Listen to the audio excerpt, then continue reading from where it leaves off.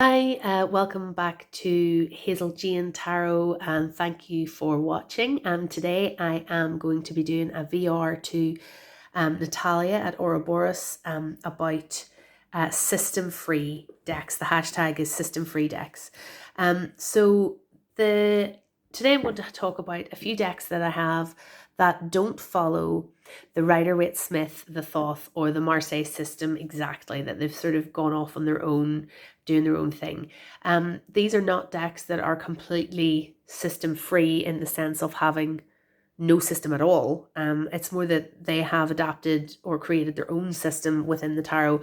I suppose I tend towards working with Rider-Waite-Smith based decks and enjoy that system. So most of my decks follow that system. When I looked at my bookshelf, I was actually surprised how few there were. One of the decks that other people have talked about in this system free decks hashtag is the Natalia Tarot, which I got only recently, and I had been kind of shall we say prejudiced against it for a long time, because even though I love Chicoli's artwork and have other things that are not tarot decks with her art on it, like earrings and things, I hadn't bought the deck because the art deviates so greatly from the Rider-Waite-Smith. I felt like, I would look at that and say, well, that's not the Magician because it doesn't have, the same things that I'm used to seeing, like the posture of the man pointing at the sky and the ground, and doesn't have the four elements represented on the table and blah, blah, blah. You know what I mean? So I've actually done quite a long video on the Chicoli Tarot, where I did an in-depth review of it. And in that review, I really focused on cards that to me spoke to the Rider-Waite-Smith meanings, cards that deviated from those meanings. So even then, you can see in that review, I'm really thinking about the Rider-Waite system, rather than thinking of this. And I would have judged the deck on it's not doing the system very well if it deviated from it, rather than as I've been watching this system free decks hashtag, seeing the way that people embrace decks that just do their own thing, and rather than going, well, is this a good tower? More looking at just what's in the card, what the image says, or what the book, if it has a book, which this doesn't really, it's just got a little white book, but what the book says about the card, so rather than saying this isn't a good Empress because it looks a bit sad, the ground's a bit barren, I don't get the sense of, fecundity that you normally get with the Empress and the Rider-Waite-Smith tradition, and instead think, okay, this is the Empress card, this is talking about connection with nature, looking at things closely, looking at what the actual artwork is communicating, rather than trying to judge it for not fitting with the Rider-Waite-Smith system, if that makes sense. So the Chicoli Tarot I won't talk about anymore because, as I say, I've done a half-hour video reviewing that deck, which I will try to link below, and a lot of other people have talked about the Chicoli Tarot in their response to this hashtag. So I've got three decks mainly that I want to talk about today that have their own system, that I guess loosely, like, because it's a tarot system, it is loosely connected to the Rider-Waite system, but has significantly adapted that system. So the first one I'm going to talk about is the Gaian Tarot by Joanna Powell Colbert, which I can never understand why this isn't everybody's favorite tarot deck, because I just love this deck so much. This was the second tarot deck I ever bought, and the first one, the sort of, I had one deck for like 15 years, and then I bought this, and this sort of launched my kind of second wave, shall we say, of tarot enthusiasm, and really upped the stakes in my reading skills and so on. So this deck was really significant in my tarot journey, and I talked about that in I think it was my tarot journey, was it, the hashtag? Anyway, I've already talked about that a little bit, but this deck, I'm going to be showing you there's an older edition that's out of print, but the deck has uses the same overall structure as, I'm just going to zoom in a little bit, uses the same overall structure as the Rider-Waite-Smith, but it changes it quite a lot. So looking first at the majors, look there, for example, is the emperor. So instead of seeing an emperor seated on a throne in kind of a very rigid, um, kind of rule enforcing capacity, and maybe very much representing like a patriarchy in a negative way and that sort of thing. And what we have here is an emperor who's, creating a home, or creating a kingdom, or whatever sort of they're this pillar, giving the sense of stability, and the holding up the roof, and giving stability to the building, and that, but they're carving beautiful details into it as well. So it's a different image of the idea of structure and stability provided by the emperor. A lot of the cards are similar to what you'd see in the Rider-Waite-Smith. Like a lot of the elements here, with the water and the veil and so on, are very similar. The black and white of the pillars have been incorporated into the costume, but you've also got, the maiden and the crone present in the high priestess, which gives it a slightly different vibe to what you'd be used to with RWS. The world has been turned into Gaia. The Hierophant has become the teacher. So a different sort of atmosphere for that. The Wheel of the Year is replacing the Wheel of Fortune, with the seasons and the phases of the moon and so on, and the astrology signs there. The Canoe instead of the Chariot, which again has a lot of similar symbolism, but it's maybe a different sense of effort. Obviously there's will and moving forward symbolized there, but it's maybe slightly different. The Seeker instead of the Fool. Death, portrayed much more to do with sort of life cycles of death and decaying bodies and feeding new life and so on. Justice, communicating to do with your personal morality and your personal choices being measured and weighed, but also justice for peoples of different races who've suffered oppression, justice for the environment, the natural world, and endangered species. There's a lot very explicitly included in the symbolism here. The tree instead of the hanged man, bindweed instead of the devil.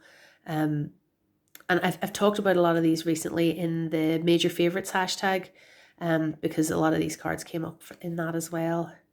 The moon, again, bringing in the phases of the moon, and the woman bringing in the sort of connection to the menstrual cycle and that aspects of the moon, as well as the more traditional meanings. My favorite, sun, I love that. Temperance, very similar. Lightning instead of the tower. Strength, very similar to what you'd be used to seeing. Awakening instead of the judgment card. The magician, again, we don't have the disco 70s magician pointing at the sky, but instead we have, the magician is creating sacred space with his drum, making music, connecting with ancestors. It's really beautiful. The Lovers and the Empress. So that's the majors from this deck. So as you can see, a number of them have been renamed. You also have the courts have been renamed as well. So let me see. I've tried to pick out in advance. Sorry about the big plaster cast hand. So the courts have been renamed, and the suits. So you've got the elements instead of swords and pentacles, and so on. So you've got then in the courts the child, the explorer, the guardian, and the elder. And this way of conceiving of the court has really helped with my overall understanding of the courts, even when I'm working with other decks. The sort of adventurous spirit of the explorer, the curious mind of the curious approach of the child, the nurturing aspects of the guardian, and the sort of passing on of wisdom really with the elder. Some of the cards are quite different from what you would have in the Rider-Waite-Smith. Like Queen of Wands is usually depicted as, a very, like I think of her as the performer card, the person on stage, reveling in the applause, showing off their skills, very confident, outward facing, sexual person. Here, the Guardian of Fire is a much quieter character, It's the person who creates the space for others, keeps the fire burning, and is more of a quiet presence. So they're not always exactly the same in the court as the meanings that you would be used to in the Rider-Waite, but the status of the child or the elder, the explorer, mixed with the element is very clearly kind of communicated with the meanings and the imagery. So I love these courts. And then in the minor arcana, again, they're all beautiful. Joanna Powell Colbert's illustrations are absolutely gorgeous.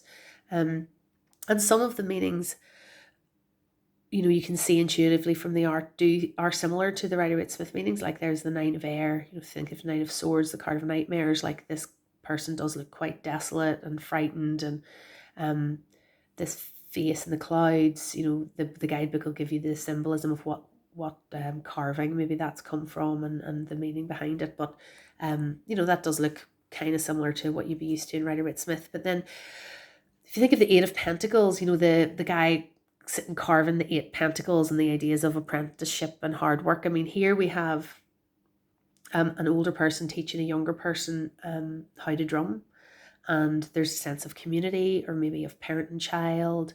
There's a sense of passing on your skills, of sharing your skills, as well as, so you could be the apprentice and the student who's learning and having to work hard to learn a new skill, but you've also got the aspect of the person passing on the skill. So that's a different way of looking at that card. The Ace of Cups, you're used to seeing this one, the chalice overflowing, but here we've got the salmon, newly born, and the idea of the beginning of the life cycle, which is again a little bit different. The 10 of Earth, instead of your 10 of Pentacles, you've got the 10 of Pentacles. You tend to see this idea of legacy and community and really kind of stable financial family environment sort of in that card. And here instead we've got like somebody walking away or walking through a forest, and the idea of new growth on where there has been destruction before, which does have the ideas of legacy and growth and continuance and maybe generations. Because here's the old trees and the new growth, but it's expressed very differently in this deck. Just one more maybe before I move on to the other deck. The Eight of Water, the Eight of Cups. Here is about forging against the current, swimming against the current, working really hard to get where you need to go. Which again is a little bit different than what you might be used to in the Rider-Waite-Smith, or I'm not familiar with the other systems, so I can't comment. But this deck really, it does go its own way, and while some of the meanings, because it's still tarot, are familiar, the way it approaches them is its own system, its own thing. And the book that Joanna Powell Colbert wrote to go with that deck is excellent. So moving on to another deck that again is kind of its own thing, its own system. I'm going to talk a little bit about the Herb Crafters Tarot, which again is Joanna Powell Colbert, but the book was written by Letitia Guthrie, and it's quite a different thing than the Gaian Tarot. So even though it also uses the 4 elements instead of pentacles and so on, it works with air and fire and earth. Each card is represented by a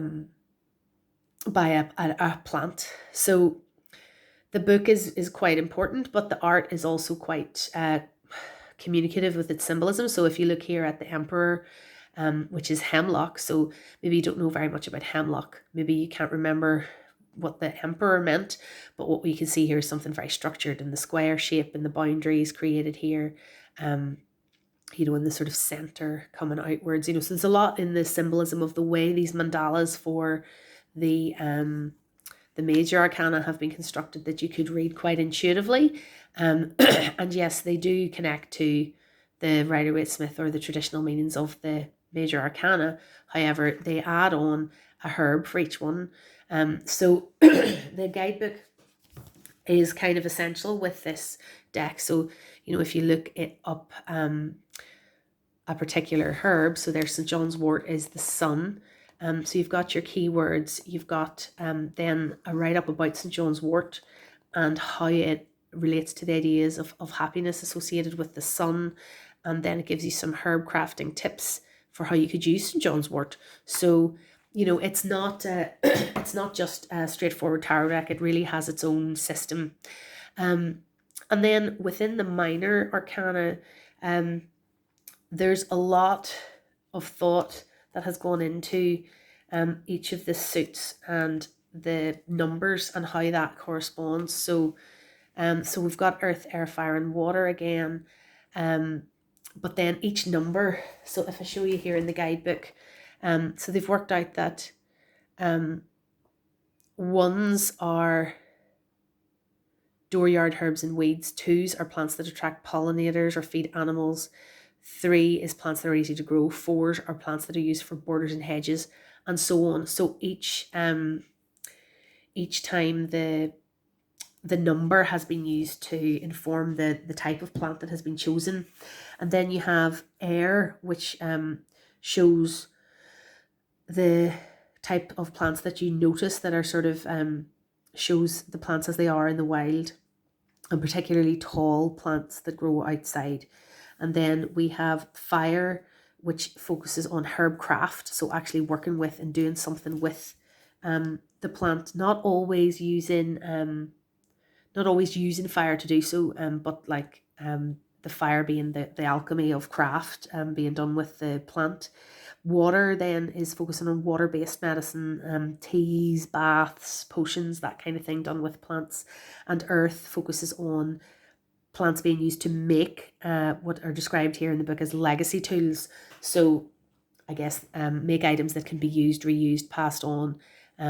So it's each suit has its own meaning, and each number within that suit has its own meaning. And while ultimately the card meanings, when you look them up, maybe do have some resonance with the Rider-Waite-Smith meanings, it's its own system. I mean, it's a very well thought out system of its own. So you're not entirely dependent on the book. I mean, there's, if you look at the 9 of water here, and that's peach, so you might have your prior knowledge of peaches and the idea of peach being, one of the most delicious sweet fruits, that it's just a really lovely treat, a peach.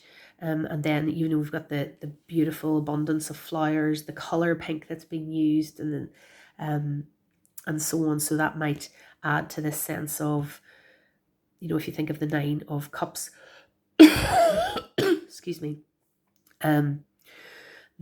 what the meaning of that is going to be. But then you can also look it up in the book. So this is definitely its own system. And just to finish off on that, the courts are their own thing as well in this deck. So the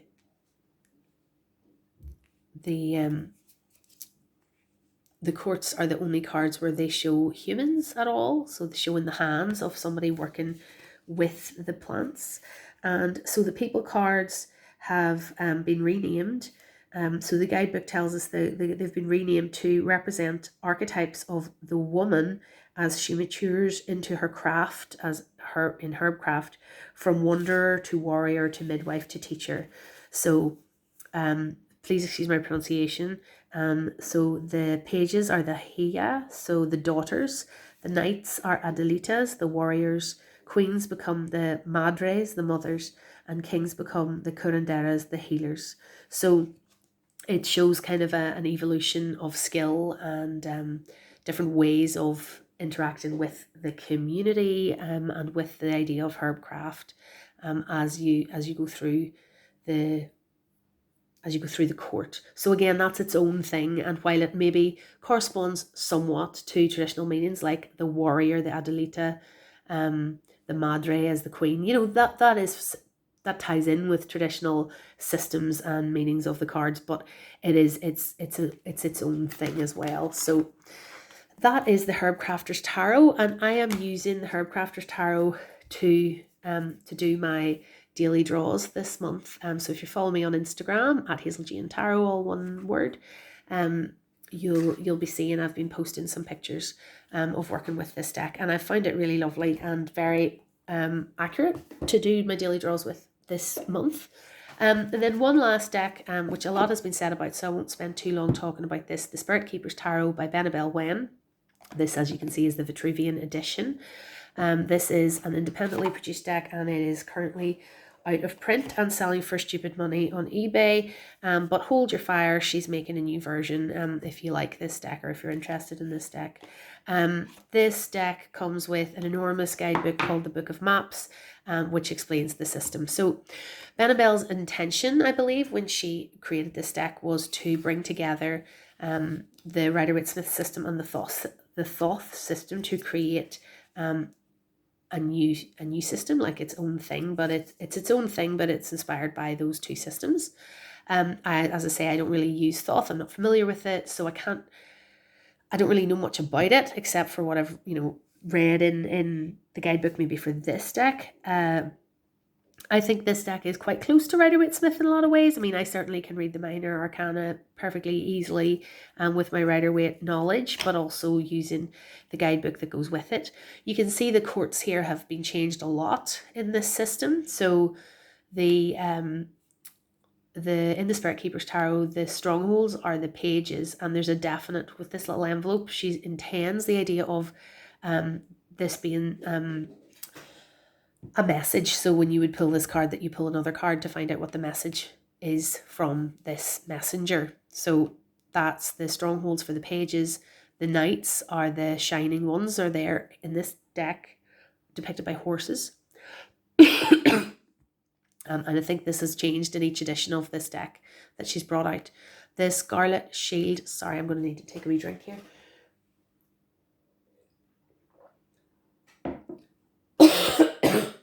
Excuse me. The shields are the queens and the archangels are the kings.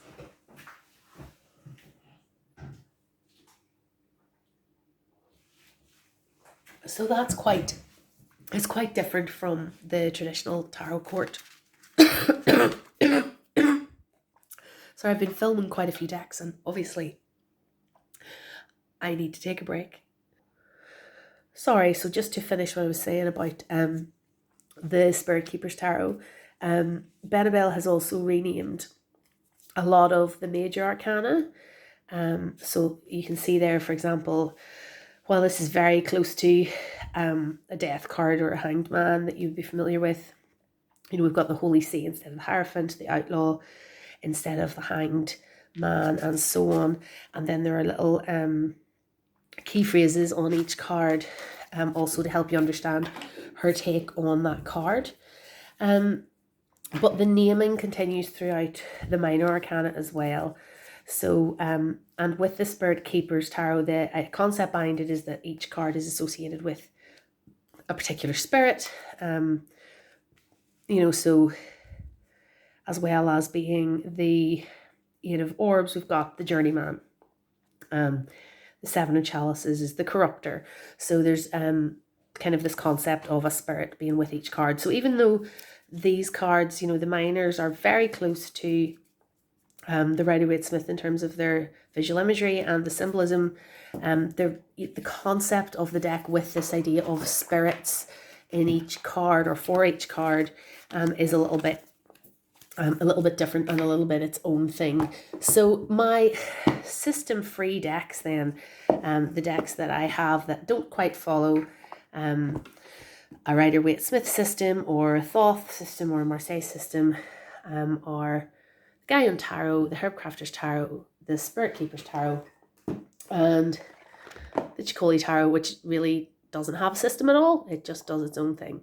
So I'm going to continue watching other VRs to this hashtag. It's really interesting. I'd love to hear what you think about these decks below, and I'll try to link the appropriate videos, Natalia's original video on this and the Chicoli Tarot review down below if you're interested. Okay, thank you for watching.